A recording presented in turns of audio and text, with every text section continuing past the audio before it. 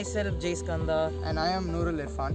Here we have 3D printed a drone, and all the plastic part you are seeing right here is made out of the 3D printer of our school. What we did to design this was, we used a free 3D browser-based CAD software called Tinkercad, where we designed the structure of the bottom half and the top half of the drone. After we printed these separately, we attached them and added the motors, to which we attached 4 propellers. Then we integrated the flat control board. Now let's try to fly it.